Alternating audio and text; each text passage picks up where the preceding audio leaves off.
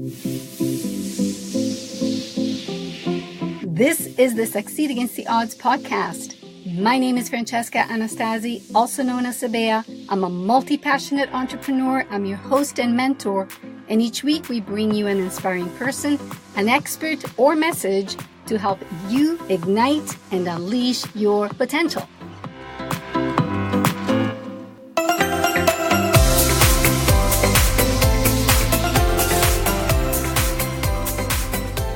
Today, my guest, all the way from Las Vegas, is Galit Ventura Rozen. Welcome, Galit. Thank you. Thank you for having me. Galit, you are a business performance expert. I believe we need more and more people that do what we do. Can you share with our audience what it is that exactly you do and how did you get into this area? Absolutely. So when I was going to school and getting my first degree, which is a bachelor's in business, I started working a little bit for other people and found that I didn't really like it. I mean, that's really the truth. So I found that I loved being my own boss, and I learned that quite young. I learned that in my early 20s. So I had those jobs, 3 or 4 jobs before I graduated college, but the first job, real profession that I had once I got done with my bachelor's degree was I got my real estate license and loved being an entrepreneur, having my own business and doing that. So what that fed into is learning how to motivate yourself and really be your own business performance expert. So I had to learn quickly how to motivate myself, how to get up in the morning, how to put together business plans and do all the things that make you successful in your business. Because in all honesty, if I didn't show up to the office, nobody cared because I got paid when I performed, if that makes sense, because my business was largely based on performance equals income. I was never on salary. So what I found was over the years, I was really good at mentoring other women to show them how to do it themselves, how to be their own business performance expert with somebody that guides them and shows them, because obviously my goal is that every person that I work with can just fly off into the sunset and be successful in their business. So that's how it stemmed from. It stemmed from me knowing I didn't have the mentors, I didn't have the guidance, and I wanted to make sure that other women, because a lot of times it's the how do I? And I wanted to make sure that I could show them how to be their own entrepreneur and be performance experts as well. I love what you just said because we know we are completely bombarded, especially now with the internet, and there's so much information. A lot of answers are on the internet, but there's a lot of what you need to do, not really the how and the step by step. So I applaud you for that. There's a lot of that guidance missing, and I've personally encountered a lot of people who have paid for coaching and programs and have gotten really frustrated in the end because they were constantly told what to do, but not how to do it. So what would you say when you, with your own personal experience of going through that path of saying, okay, I know I can't work for someone else and I need to change what I'm doing, how I'm doing things. What was your biggest challenge to make yourself accountable? What was the hardest thing for you? Was it being organized? Was it getting up early in the morning? What was it? In all honesty, I would say the most challenging thing for me was the field that I chose to go into. I was 22 years old.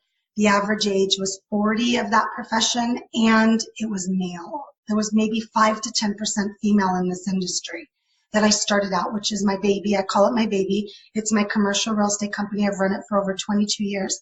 So my challenge was proving myself. That was truly my challenge. I had to sit back and recognize that I did have the knowledge, I did have the expertise, and I was good at what I did. And my clients were largely male as well. So it wasn't just the people that I worked with every day. It was also the clients that were purchasing large properties for me and that were multi-million-dollar properties. And I had to step back and recognize, look at yourself. So I would say probably my biggest challenge was mindset. Even though you're young and others are looking at you as inexperienced, you are not. You know what you're talking about and you're good at what you do. So recognize that, believe in yourself, and then show up. The fact that it was predominantly a male circle, let's just say, between, it really was. Yeah, between your colleagues and the clients, would you say that mindset was primarily because you needed to change that for yourself?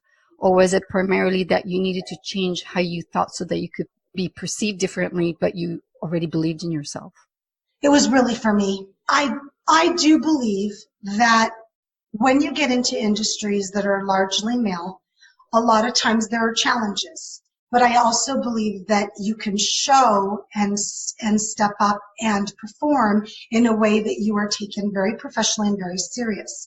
I will never use that card that, oh, because it was largely male, I wasn't accepted or I wasn't this. What I ended up finding out is that I was young. And even though I had this education and experience, I grew up in this world since I was 12 years old around my father and also another male figure, that I just really needed to believe in myself. And then, of course, it kind of goes twofold, Francesca, because the second I believe in myself, I now show confidence. And that is actually mirrored out to the people that I'm working with. And then 22, 23 years ago, we didn't do as much on the internet. A lot was face to face. So today I have the ability to do a lot of these things without even meeting somebody. Then there was no option. You had to meet, you had to discuss, you had to negotiate. It's a little bit of a different world where I really was thrown in. And I think that mind piece is so important.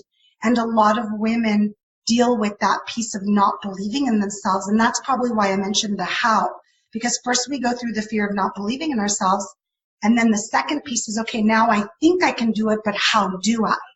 And I think that's real important to know. I'm going to ask you what may seem an odd question. You're a very beautiful woman, and working in a primarily male industry, I would suspect, correct me if maybe I'm completely off track, that sometimes you encountered some that could not realize that beauty also can have brains. And on the other hand, maybe beauty actually was on your side, where it was the factor that actually made you more the attracting choice to work with as far as sealing Sure, a deal, right? absolutely. Would you say that working with men, do you work differently with men, like in the negotiation part on what you say and how you say it than when you work with women? Is there a different method? There's a different energy. I don't know if it's logical steps that I could actually teach someone that say work with men different than work with women. I think it's an energy. And it's interesting because the beauty piece, and thank you, that was very sweet. You know, a lot of times we grow up not thinking that we are, so I appreciate that. But the beauty piece did not come into effect as much as maybe it was beauty and young. I think that there is some type of stereotype out there that if you are well put together and really knowledgeable, sometimes they look at that and oversee the knowledge, expertise, and professionalism. But I'm going to share a fun story with you. Over and over again, it kind of became a little game for me. I would get into a meeting where it would be 4 and 5 males, and it's until today. I had an investor meeting just a month ago with 2 huge investors, the CFO and another gentleman. 4 men and me, all were around my age or older, and here I am sitting in a boardroom. It's funny because the energy gets lighter when you're in there. It's not as serious, so it helps you. But they're expecting something specific to come out of my mouth at times. And then once I start speaking and I hold my own, I tend to command the attention in the room. And not because of the things that you said, but because of the words that come out of my mouth. So it's been this fun little game for me to see what they're expecting versus what happens in the room once I start talking about investment and portfolios and rate of return and all these fun words that these people, that's all they care about is what they're going to come back with. And remember, Francesca, a lot of people are investing 20, 30, $10 million. It's not small money, but it's been a little fun for me. That's awesome. Yeah. And the reason I was asking that, and it was, I guess I didn't really make it super clear because it was right after what I was talking about beauty. When I was asking about, do you work with men different? Do you find your approach is different with men than it is with women? It's just because typically men to be very focused, let's kill the beast, let's get it done kind of deal. Women tend to be a bit more romanticized about an idea. So I was just wondering from that perspective, if you found the negotiation part is a little different. I would say no. And I could even take it a step further, and let's talk about the business performance expert part that I do now, where I work with businesses, executives, CEOs, and individual entrepreneurs, men and women. I don't work with them differently based on their gender. I work with them differently based on the way that they work and they learn. And it's been very interesting for me because at first I thought, oh gosh, I've worked with men for 20 years. Now I'm going to start working with women, which I worked with some women, but not as many. And I found instead, I'm not dealing so much with the how that's different, how to work with them. I'm dealing more with the way that they process things. So it's possible that one male and one female, I will put them side by side and I will work with them identical. And then I'll take another male and female and work with them identical because of their personality types, because of the way that they function, they operate, their strengths. So it never tended to cross my mind based on gender. It tended to cross my mind based on their personality. As you know, some women have very masculine personalities and some men have feminine personalities. And at that point, that's where I adjust myself. That's a true mark of an expert. You know what you're talking about. It's not really about gender, but I wanted to ask you because you said you worked primarily with men. Yes, I get asked that a lot. I get asked that a lot. So you got into real estate and then you started working on yourself and then you decided you were going to help other people. Can you give me a bit of background on how that transition happened from helping yourself to wanting to help others? What was the motivating factor? In my commercial real estate company, I recognized that there really wasn't the best format in our city to get people into the industry. So I wanted to be that. I started mentoring people in my company that would come in with no experience, and then I raised them. I call them my kids. I raised them, and then I let them fly, and a lot of them are very successful in Las Vegas today. It's wonderful. I'm in touch with all of them, probably about 7 to 8 people. So I was already doing it. I decided to take it on a larger scale. What if I did the same for women and men, and especially women, that's my heart, that do not know the how to make that transition from working for somebody and building somebody else's dream to building their own dream, having their own freedom and life, and also be very successful and make a lot of money. It was just a very natural transition for me a few years ago where I sat back and said, what am I doing? I need to make sure that I teach as many people as I can how I've been successful and the steps for them to be successful, not just the tools, Francesca, but also the mindset pieces. It was very important for me that both be married together. What would you say would be the number one thing about mindset that each business person, entrepreneur should really focus on? Because mindset is such a big word.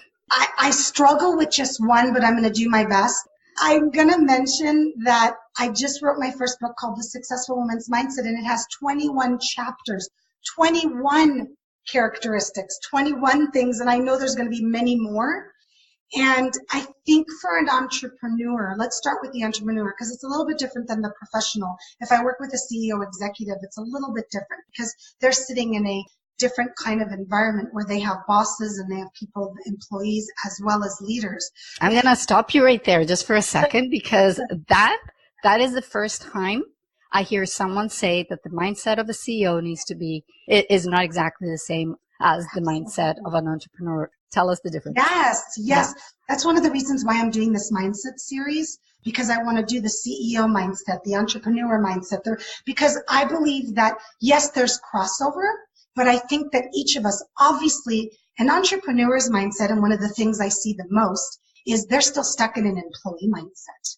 So the first thing that I would say is you need to recognize you're not an employee anymore. Stop thinking as a solopreneur and start thinking as an entrepreneur. The reason businesses are successful is because they have a team and they delegate. A lot of the mistakes or a lot of the challenges that a lot of women come to me and hire me for is they're still playing in this small sandbox and they're thinking as solopreneurs, I have to do everything. I have to create everything. No. So I do this really fun activity where how much do you charge an hour? $500. Great. Why don't you hire someone for $35 an hour that can do the things that you shouldn't be doing? So the first piece in mindset is switch that gear, employee to entrepreneur. Important. And the reason I say the CEO is different because a CEO, or not even executive, leaders, managers, employees, it doesn't matter. They have other people that are their bosses that are, in a sense, guiding what they have to do and what they should do. If I don't show up to the office, and I'm being funny, no one's going to say, Galit, why are you not in the office today? If an employee doesn't show up to the office, there's consequences. And hello, you didn't call in sick. Your job isn't being taken care of, potential to be fired. Of course, that's extreme. But that's a different kind of mindset. You need to recognize you have to be this person that's a team player and can't just be doing your own thing all the time. But an entrepreneur can. I can do whatever I want all day long. No one's going to tell me what's right or wrong. Obviously, there's more right things than wrong things, but I can still do whatever I want. I really like that. I really like how you put that.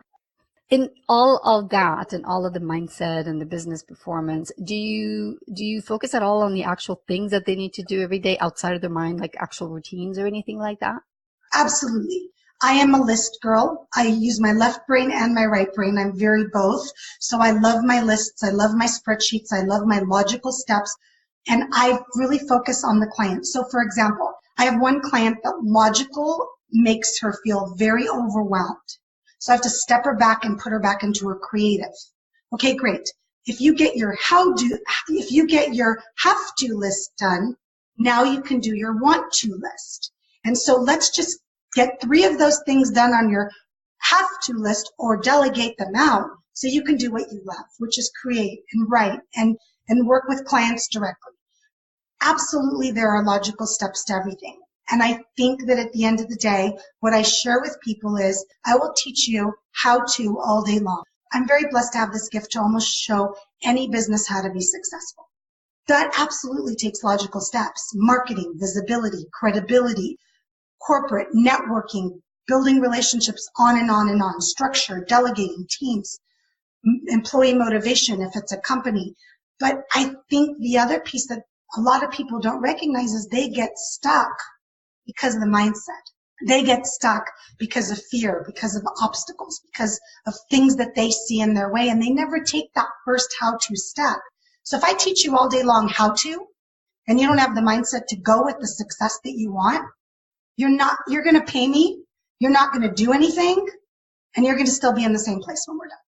In the end, you do have to put the work. It's not going to just appear, right? You also have to believe and have to know and have to understand why you're resisting and why you're self-sabotaging. So I went back to school and got my master's degree in therapy about 6 or 7 years ago because that piece was so important to me to learn how to change people's thoughts, how to teach them how to change their thoughts, how to teach them the methods, the models. So I've incorporated that without being someone's therapist. I've incorporated the 2 pieces, business and mindset, so you can be successful and not stop yourself from being successful when you're ready. Do you have a morning routine that you do and you suggest to your clients? Absolutely. I am an audio girl and a visual girl. So I actually spend a lot of time in the morning meditating. I'm very about centering myself. There are days where there's a lot of stress going on and a lot of life. It's what it is when you're in business. If you think there's not going to be stress in business, you're dreaming. And if you're taking risks and going to the next level, there's going to be those things. So I make sure every morning I wake up, first of all, gratitude all day long. I am thankful. Whatever you believe in, the second that my feet hit the ground, I sit up in bed. I don't ever get straight up. Ever do I stand straight up. I sit down, have my feet on the ground, and first I say thank you. Because to me, it's a blessing that I was able to wake up today. Then I ask whatever you believe in to take care of all the people that I love, keep them healthy, happy, give them peace, and I also offer that to the world. So first I start with gratitude. Then I'm usually listening to things. I have meditations. I have different affirmations. I have something I love called flow dreaming. Depends on where I'm at in that day. Sometimes it's related to business. Sometimes it's related to personal. Sometimes it's related to anxiety. I have diagnosed anxiety, so sometimes I'll just listen to something to take that edge away. And then I start my day. And yes, I have bad days. And yes, I have days I don't want to get out of bed. That's where I work harder on the mind. And that's where I spend a little more time. But I never go straight to work. I never go straight to meetings. I never go straight to a phone call. I always make sure I have that quiet time, and I'm very blessed that I always have that quiet time. I'm a mom of 3. So if I need to get somebody to the school, I wake up 30 minutes to an hour before so I'm not rushed and don't start my morning on a rush, because I never recommend that. You want to start your morning the way that you want your day to be. I really appreciate that you shared that you were diagnosed with anxiety, because I share that. And sharing your morning routine on how it helps you get centered for the rest of the day, because it's so important. I've had the whole issue with anxiety too. So it does make a big difference to take that time in the morning and just kind of go through that meditation and calm peace. It really does set the tone for the rest of the day. So thank you for sharing that. Absolutely. I'm also very visual, so I spend every morning visualizing the kind of day that I want. I typically know my appointments in advance. It's what it is when you're in business. And I typically sit there and while I'm brushing my teeth, putting on my makeup, whatever, taking a shower, whatever you need to do, I try to visualize the kind of day that I want. From the drive, if I'm leaving, I have a home office and a regular office. So it just depends. But whatever works for you, when you put out there and you believe and you see or hear, whatever it is that works, you recognize how you want your day to go. Yes, sometimes it's going to go bad, but you can make the best effort to have a good day. And last piece, when you are starting to have a bad day, and gosh, does it happen, it is still possible to turn the day around. Because how many times has somebody had a bad day and it gets worse? I can tell you how many social media posts I say, this day couldn't have gotten worse. I'm like, why are you challenging it? And then it gets worse. Or they say, the day that I've had and it just gets worse and worse. And I'm like, stop. And of course I won't say that to them, but stop. Do what you did in the morning to start a good day again. 5 minutes, 3 minutes. I tell people, you don't have time to breathe. You have time to go to the bathroom. So when you're in the bathroom, do it. Right? Everybody's got time to go to the bathroom. So when you go to the bathroom, take a few minutes, take some deep breaths, find that place of calm, realign your day, refocus your day to something else, because a bad day can be changed. It can. If our listeners want to get a hold of your book, where's the best place to get it? My new book, The Successful Woman's Mindset. Thank you for asking, Francesca. It's my new labor of love. It's done. It's going to be in people's hands within a few weeks. You can order it at thesuccessfulwomansmindset.com. Made it really easy. Thesuccessfulwomansmindset.com. And you can find me all over social media. I'm everywhere under Galit Ventura Rozen. Beautiful. Well, it sounds like an excellent book. Thank Is you. it on Amazon as well, or just on the... It'll be on everything within a few weeks. We're in the final stages of putting it together. So I'm doing a little bit of a pre-order, and then I'll do a full launch in November. Well, thank you so much for being my guest today. Thank you. For sharing your experience, your bits of wisdom, and your expertise. And your website, if our audience wants to get in touch with you directly, is? It's just my name, GalitVenturaRozen.com. Wonderful. Well, thank you so much. Thank you.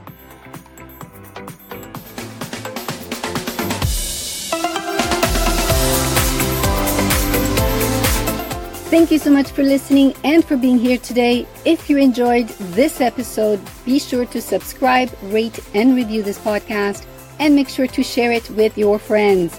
You can find the links mentioned in this episode and all of the show notes on my website at francescaanastasi.com. You can also watch all of our videos on YouTube, where you can also subscribe to our channel at youtube.com/Francesca Anastasi. Once again, thank you so much for being here today. Until next time, embrace your magnificence.